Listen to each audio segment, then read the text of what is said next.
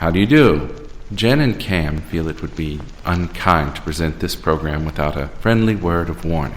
We are about to unfold our true crime podcast, a podcast of lifelong friends who seek to examine crimes which were committed without reckoning upon God.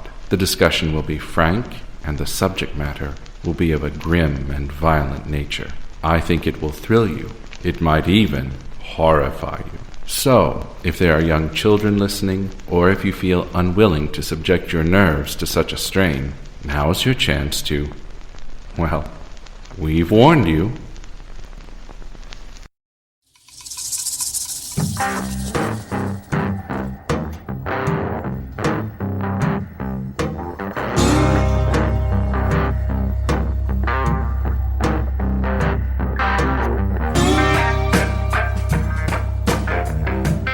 Hey, Jen. Hey, Cam. How are you? I am great. How are you? I'm doing all right. I'm hanging in there. Did you have a good Halloween? Yeah, we had a great Halloween. My oldest daughter brought a couple of her friends over. You know, their special circle of friends that we trust came over for Halloween. My youngest daughter went to her friends that are in that bubble for Halloween, and I kind of feel bad. I wasn't expecting a lot of trick-or-treaters because normally we get a ton of trick-or-treaters. I bought half the amount of candy, and it was all gone within an hour and a half. Yep, same here. I cannot, and you know what? We were talking about it today. I think it's because it was a Saturday night. Our neighborhood was banging, and it never is. Right. So then I felt kind of bad because it was gone.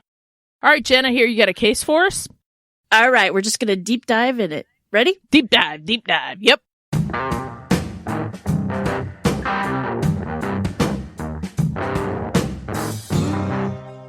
Sandy Jeffers was born on January 4th, 1978 in Scott County, Tennessee, to Wanda and Walter Jeffers. And I believe Sandy was the youngest of 6 children, 1 boy and 5 girls. Could you imagine having 6 girls in a household? No. Unbelievable. Oh, the fighting? Oh. Mm-hmm. Unfortunately, Walter passed away in 1984 when Sandy was very young. And then, in 1998, Wanda passed away. I believe both parents kind of died of cancer. I read that somewhere, but I could never find back where I read that. So that's what I believe to be true. We'll go with that. Now, Sandy was a very friendly girl, but she was really quiet, shy, very reserved, unless you got to know her. She was also very studious. And when I say studious, I would dream to have a studious kid that was at least 1/4 as studious as Sandy is. Trust me, she was the class of 1996 valedictorian of Scott High School. Wow. And she got her bachelor's degree in science and sociology from East Tennessee State University in 2000. So at 25, she was set to graduate with a GPA of 4.0 from University of Tennessee with a second undergraduate degree. This one was going to be in anthropology. I wish I was smart. Sandy had also been awarded the Dorman Stout Jr. Award. This honor is awarded to the sociology major who exhibits excellence in both sociology and the general undergraduate curriculum. Now, her college professor, Scott Beck, said that she was so quiet in class that at first he didn't even notice her, and he only started to notice her when she was getting the highest scores out of everyone in his class. Sandy also sent this professor an email about 3 weeks before her graduation stating how excited she was to get her doctorate's degree, start the program at UT for archaeology in that coming fall. So when Sandy wasn't studying for school, she worked as a bank teller at the credit union, and that's pretty much what she did to get herself through college. She was also in a relationship with a man named James. They had been together for about 5 years, so it was pretty serious. All in all, it seemed like Sandy was on track to have a seemingly perfect life. On May 5th, 2003, 5 days before Sandy was about to graduate, she gets a letter from the bank, her bank. It was an overdraft statement. Now, see, if it was me, I'd just kind of chuck it because I used to get a lot of overdraft statements. They're not bounce those checks. They're not letters telling you what a great customer you are and we love you and come back, right? Oh, no. There was never like, dear Mrs. So-and-so. It was always, hey, Jen, guess what? You screwed up again. Totally. Come in and we can work out your bank registry. But Sandy was better than me. It seems that one of her checks she had written to Walmart on April 30th had come back with insufficient funds. Now, when she looks at the check, she sees that it's not a check that she wrote out. That's not her signature. So she goes through her checkbook and she discovers that a few other checks are missing too. Mm-hmm. The first thing she does is call her boyfriend James because, he has access to her checks and she thinks, well, maybe he just took a couple or whatever. Right.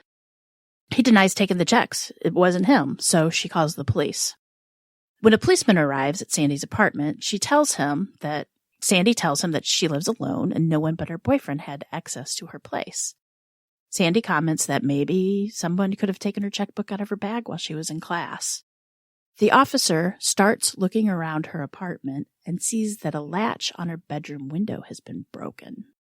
And when he comments on it, Sandy goes, "Oh yeah, I noticed that. I've already talked to my landlord about it, and I'm going to get one of those window bars, those lock bars, and that's coming soon." So the officer starts to ask, "Are you missing anything else besides these checks?" And she's like, "Nothing of importance. I don't think so, not that I can tell." Well, little did Sandy know, she had a stalker. Oh. He had been coming into Sandy's apartment on at least 3 different occasions.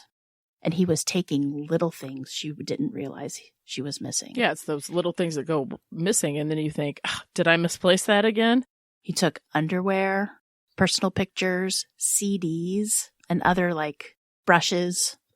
Things that you would just think you would misplace. Nothing of any value. Right. The National Intimate Partner and Sexual Violence Center, or NISVS, reports that about 1 in 6 women and 1 in 17 men have been stalked at some point in their lives. And while most women and men first experience being stalked as adults, approximately 21% of female victims and 13% of male victims reported being stalked as minors. Scary stuff here. Really? Nearly 54% of all female victims and 41% of male victims experienced stalking before the age of 25. And the overwhelming majority of stalkers are men. It's 4 to 1. So the CDC's survey shows that around 80% of stalking victims know their stalker in some way. But that doesn't mean a stalker is always the stereotypical jilted lover or jealous spouse, Stalkers might not even have any romantic interest in the person that they're pursuing.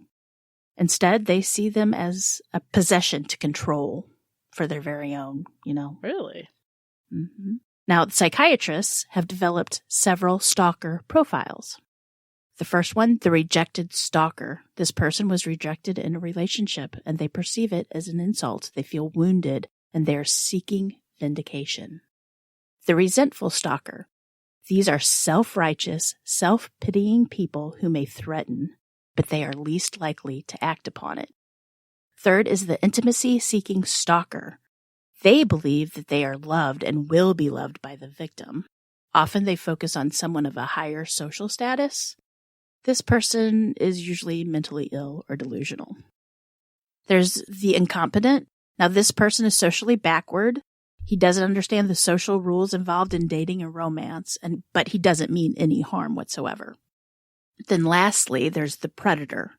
This is about sexual gratification, control, and violence. The stalker doesn't necessarily know the victim.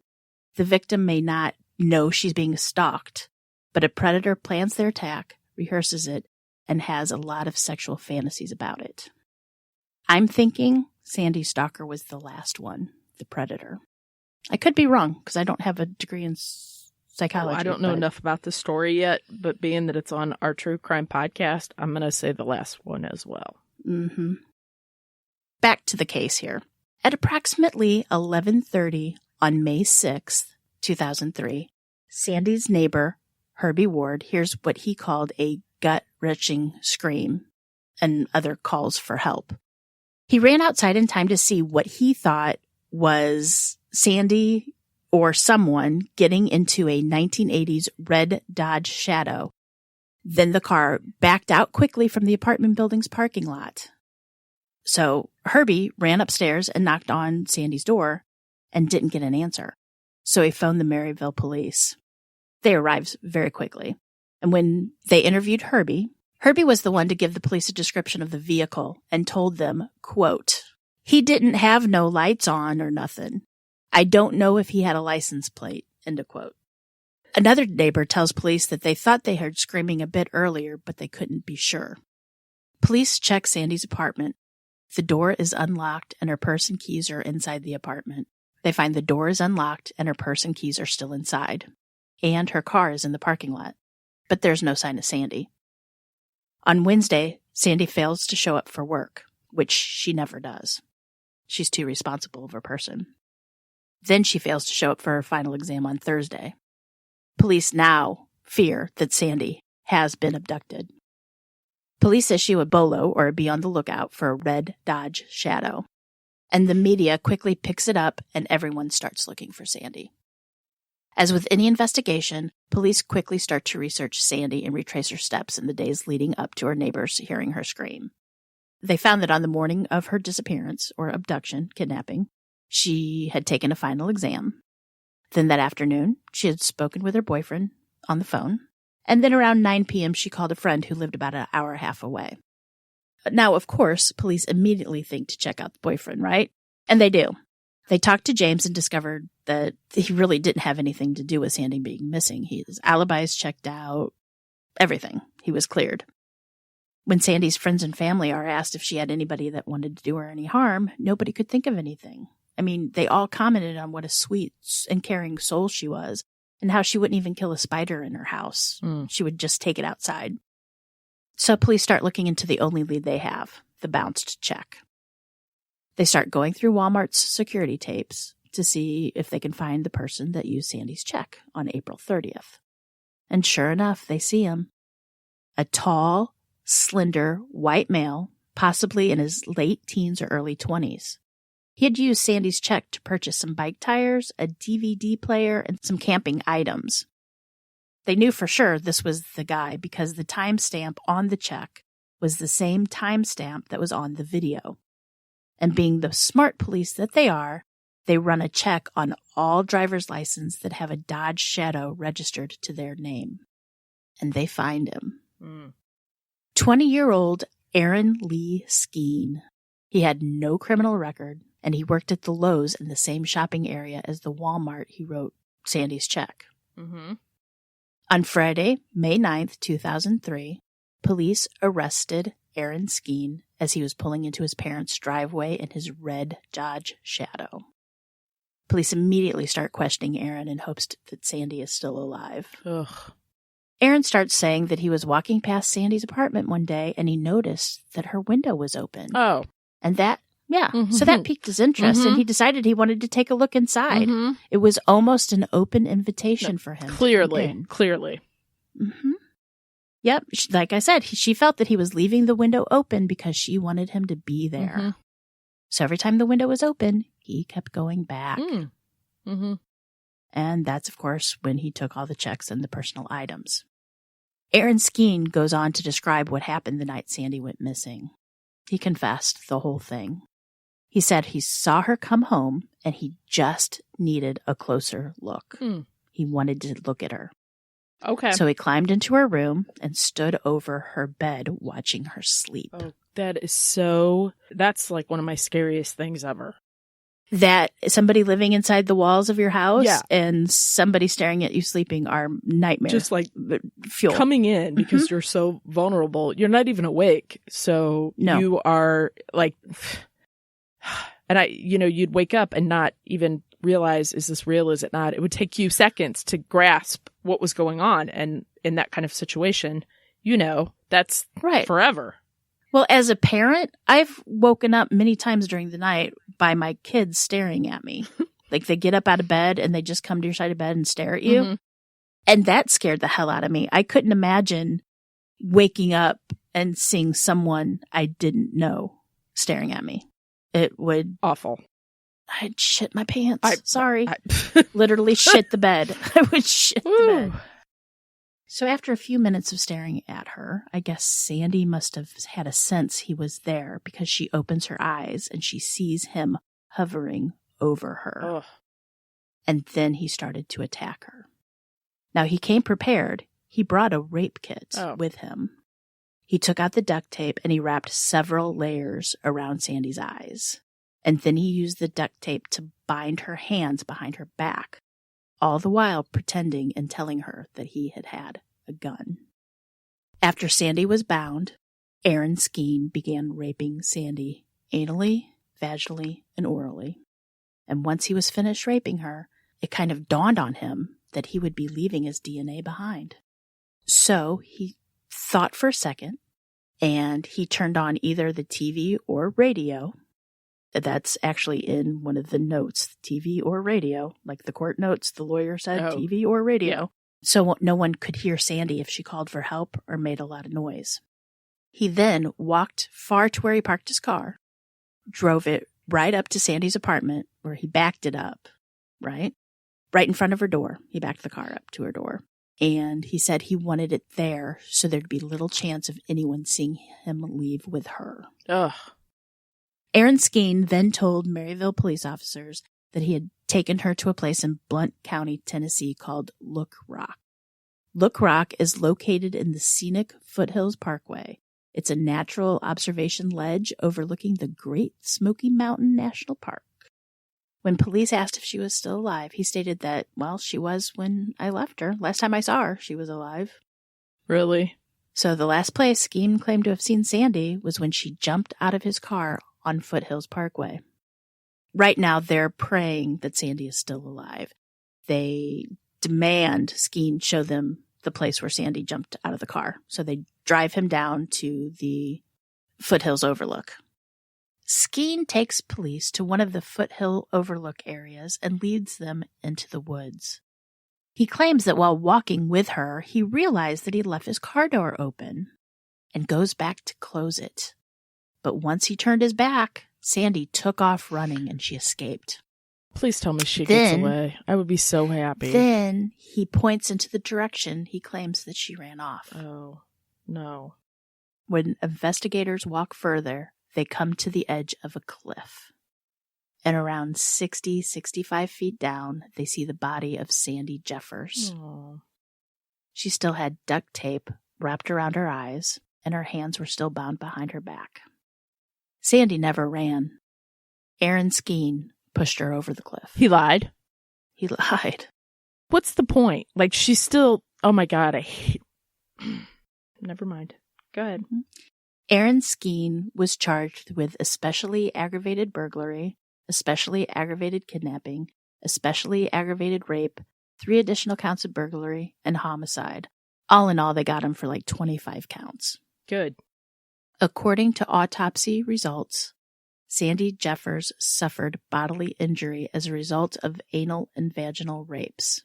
These injuries included anal lacerations and contusions of the uterine cervix. Oh. It was brutal. And it was determined that Sandy died as a result of numerous injuries sustained during the fall. Some of the injuries are broken ribs, fractured spine, broken pelvis, severe brain injuries, a punctured lung, kidney damage, and many contusions. Sadly, autopsy results show that Sandy Jeffers did not instantly die from her injuries. She suffered as she lay.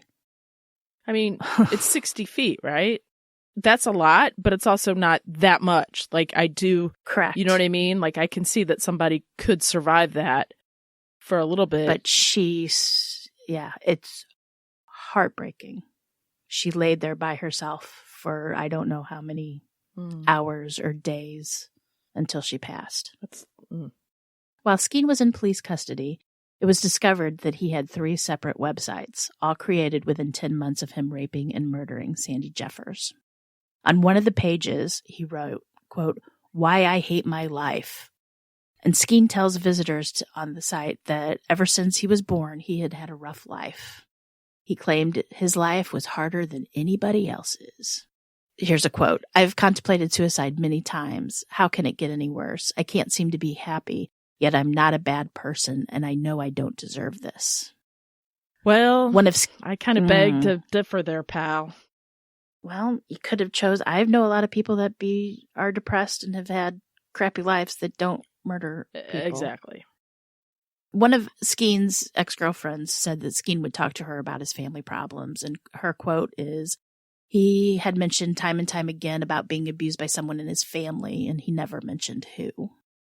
At first, Aaron's lawyer explored the possibility of using mental illness as a defense, since his client had been taking Lexapro for depression and had shown suicidal thoughts. But it was pretty obvious that since he, one, admitted that he did it, and two, admitted that he realized he had to get rid of the DNA evidence, right? Yeah. That the mental illness was totally out the door. He knew what he was doing. That he had the wits about him to know that he was leaving DNA. So... Mm-hmm. And so, and this was an easy case to try. I mean, not only did Aaron Skeen confess, but the semen samples that were taken from Sandy's bodies matched his DNA. There was also an abundance of physical evidence. And in the end, Aaron Skeen took a plea deal to avoid the death penalty. Of course he did.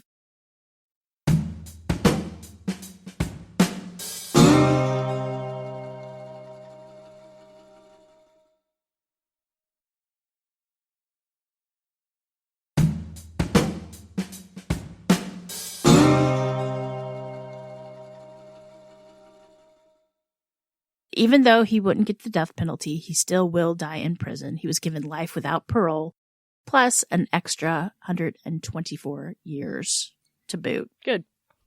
Now, to this day, Skeen has only stated his reasoning for killing Sandy Jeffers was to get rid of DNA evidence. He told Detective Sergeant Sharon Moores, quote, "What am I going to do with her? She had evidence in her." He still to this day has not said how he knew Sandy. That was going to be my first question. And she did not know him. I wonder if he, when he broke into her place, if he saw pictures of her and kind of got infatuated with her that way. Because that was my next question. Like, how did they even know each other? How did he know her? The only thing anybody can come up with is he did bank at the bank she was a teller at. Oh, well, that's probably so how then. Maybe, yeah, that's what they think. But he's never said any other reason. And for all you ladies who are totally, totally desperate and want to date a rapist, kidnapper, murderer. That'll never get out of jail. He is on some prison inmate dating site. Oh, nice. And his profile, let me just read you a little bit about it. Can't wait. It's fun. This is his profile. Over the years that I've been locked up, people I knew have drifted away. So I'm looking for new people to meet. Wonder why they've drifted away, Aaron, huh? What do you think? Prison is such a lonely place, and I'm so tired of being lonely. A little about me. Just because I'm in prison doesn't mean I'm an evil person. I was at the wrong place at the wrong time. I think you'll find that I'm very sweet for a guy. I have a kind heart and a good sense of humor. I'm 6 feet tall and 160 pounds. I love sports and music. I play guitar, piano, and I write my own music. I also have the moves like Jagger, but fortunately, I look way better than he does. Ha ha. I'm not too picky. I like pretty eyes and curves on a girl. Mostly, I like honesty and loyalty in a person. Race, religion, and age aren't too much of a factor. As long as you're not 80, I can't remember your name. LOL. Oh, buddy. Even if you would like to donate a few dollars to help me out, I don't mind. I'll admit it. I need all the help I can get. If you're interested, don't delay. Right today. I'm going to take a hard pass on that there, pal. He's not evil. I'm sorry. He's a nice guy. Are you flipping kidding me? How can he even say that? How can he even say that? Oh, no. One thing that he is not nice, I guarantee it. Or mature. And moves like Jagger, do they get to listen to like hit radio in jail, in prison? Do they? I don't know. I mean, how does he even know that song was a thing? What made me, I found this, actually, on the website called cutekillers.com. Are you I actually didn't find the prison profile, but that alone should tell you. It's just, yeah. I don't. There's no words. I don't. Begging for money. Look what a horrible person Chris Watts is, and he still has all those women. There's many of them. I don't. And he's lonely in jail. How's that going to change when he finds somebody to write a letter to? You don't get to touch those people. You don't get to be with them intimately.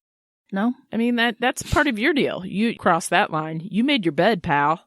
You made your prison bed. Now you have to lay in it with the one blanket and a flat pillow and lice and scabies. Amazing. And shower shoes for life. Scabies. So anyway, I researched stalkers, and let me just give you a few little hints on stalkers, all right? They're terrible. The common stalker characteristics. Now, if you're dating somebody that has these traits, it doesn't mean they're a stalker, but these are everything that stalkers usually have in common. They're very jealous, very manipulative. They're narcissistic, deceptive. They're obsessive and compulsive. They fall instantly in love. Socially awkward or uncomfortable, which could be me at any given I was just thinking that's me. Okay. Yeah. Needs to be in control. Me. Depends on others for a sense of self. Unable to cope with rejection. They have the sense of entitlement, like, I took you out to dinner, you owe me, or, they can't take no for an answer, and does not take responsibility for any of their own feelings or actions.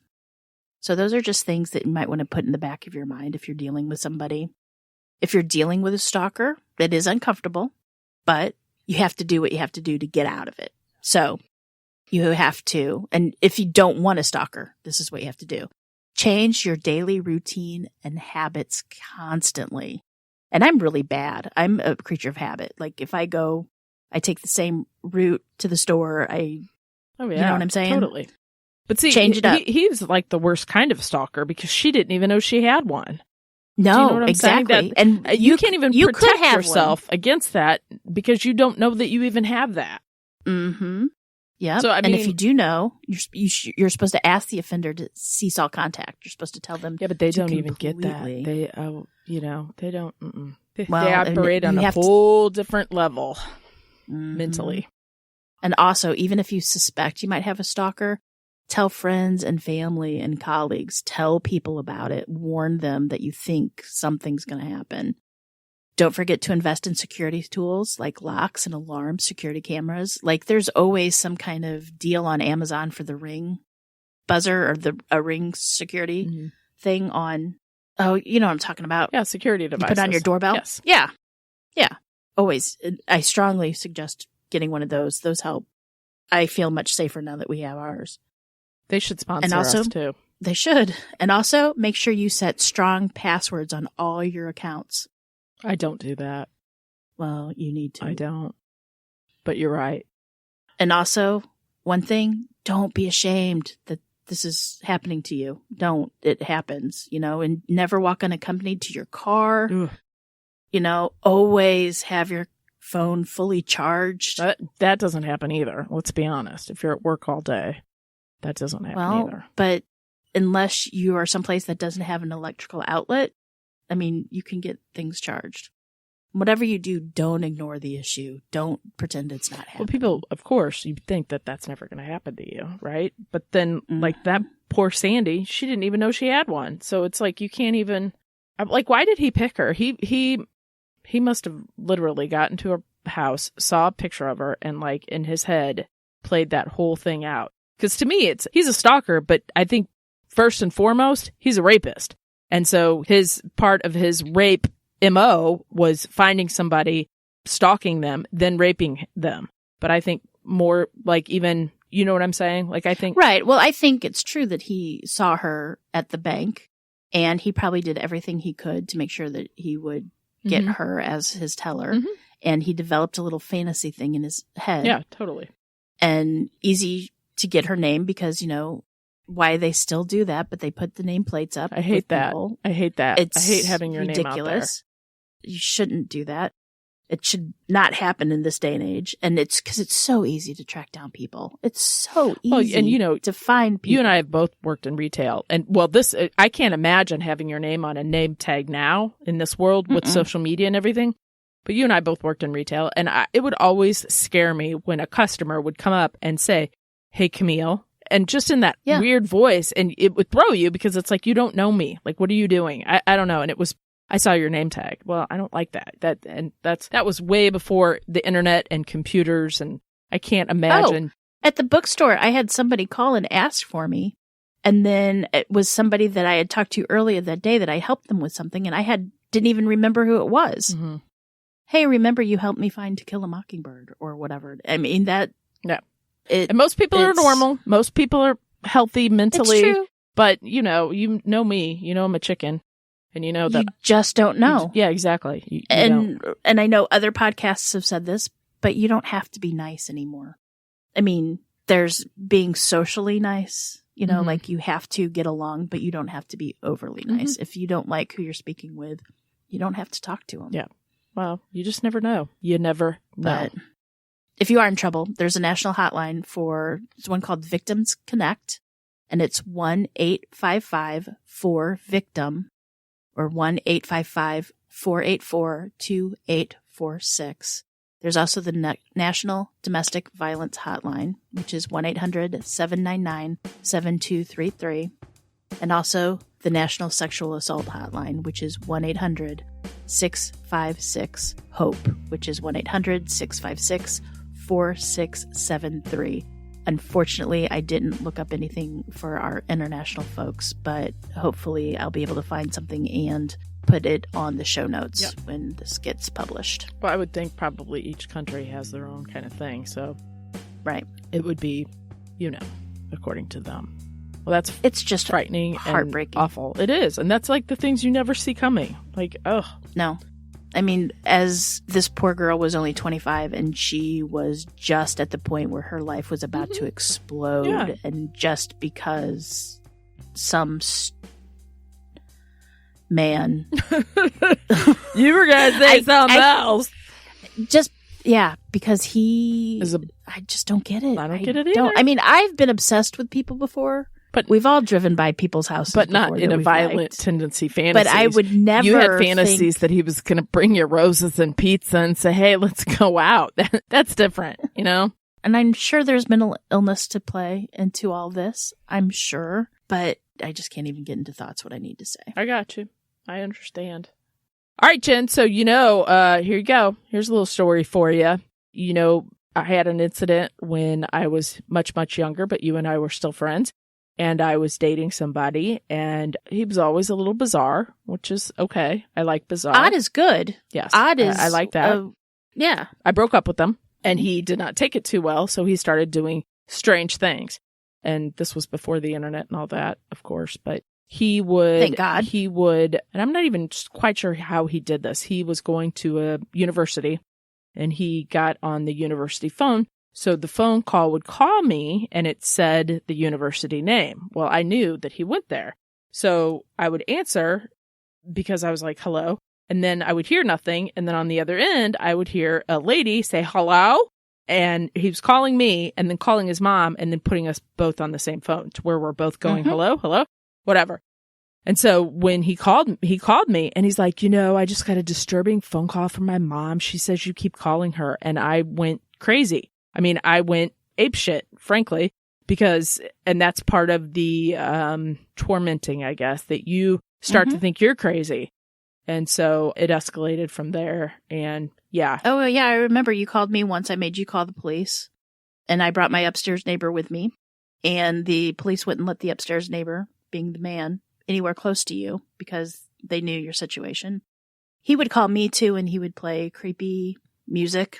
Like creepy music, box music, and then hang up, or he would even patch me through to you sometimes. I even, being who I am, I called his mom to tell her that he was stalking you and being a pain in the ass and doing all this bullshit. And she started screaming at me, saying how her son would never do such a thing and that I was a liar and you were a liar. And then come to find out later, he had been stalking other past girlfriends while he was even dating you. Yeah.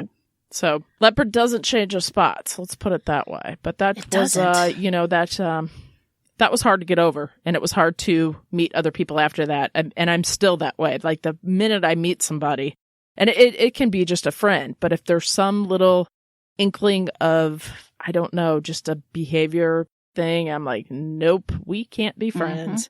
Just because, I don't know, makes you more in tune, I guess, with people, sort of. And it was kind of a shame because he was fun, like when he was not being... Very imaginative, very creative. Oh, yeah. You know, he's very smart. Yeah, just when he went off the deep end, it was scary. Yeah. But to him, he never did. Like, he still to this day, I guarantee, would never. Why? Because he blames other people, right? Yep. Doesn't take one of the signs. So, who knew, right? Well, thank you for sharing. Sure, I know Jen. that was hard. Was it? But it was... I just don't like bringing that up in the sense that it's like, oof, like, ugh. It still gives me, and how many years has that been? 30 years ago? Is that right? Probably, about, give or take. Around. Mm-hmm. And I still will, like, every once in a while, I don't know. I will see somebody at the store that I think is him, and I'm like, oh, like, ugh, my heart drops. And it's not. I've never ran into him, thank God. But thank the good Lord. Still. So, yeah, there you have it. Scary stuff. And, you know, scary people stuff. like Sandy didn't. I was very fortunate. She didn't even get a chance That's what I mean. Complain she didn't about a stalker. Yep. I mean, she just... True. It's just heart-wrenching. It is heart-wrenching. But thinking an open window is an invitation? But they do. They put that in their head. They put little... it's crazy. Like that.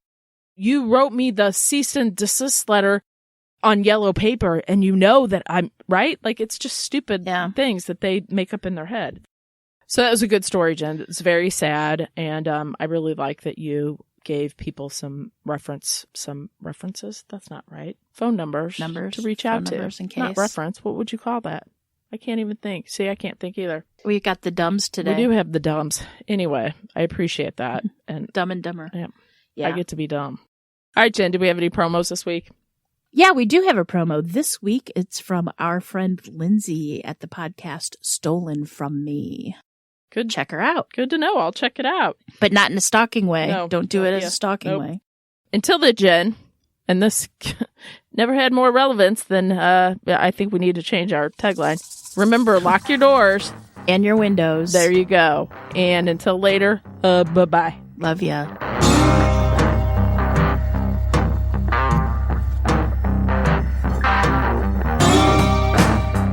Today's episode was researched and written by me, Jen.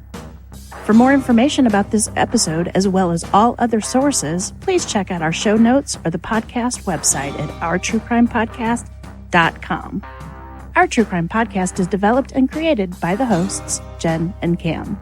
Original music and audio mix of all our True Crime Podcast episodes is courtesy of Nico Vertesi from We Talk of Dreams.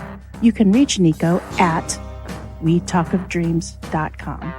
Listener discretion is provided by Edward October from Octoberpod VHS. You can find all of his great works on YouTube. Please make sure to like and subscribe to our True Crime Podcast wherever you listen to your podcasts. We can be reached on Instagram and Facebook at Our True Crime Podcast or on Twitter with the handle at Our True Crime Pod. You can also email us at ourtruecrimepodcast@gmail.com. We would also at this time like to thank our patrons. We would be so lost without you. Thank you so much. And if you would like to help support the show, you can check us out on patreon.com/ourtruecrimepodcast. You can also show your support by leaving a 5-star review on Apple or simply just tell your friends about us. It's that easy. Love ya.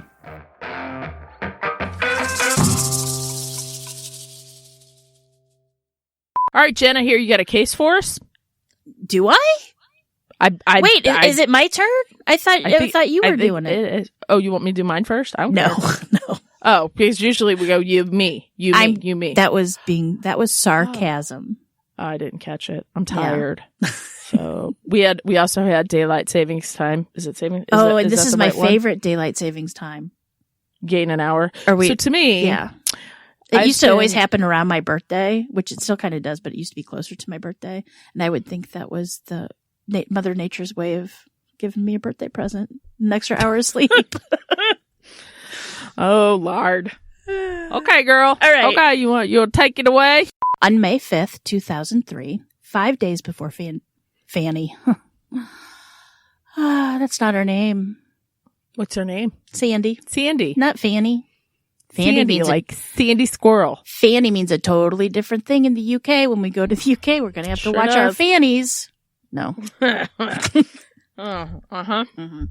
The National Intimate Partner and Sexual Violence Survey reports that about 1 in 6 women and 1 in 17 men have been stalked at some point in their lives. Stalked. I'm going to say that again. Yeah, I've stalked. Haven't you stalked? Stalked? Yeah, I stalked at Walmart when I worked there. Stalked. All right.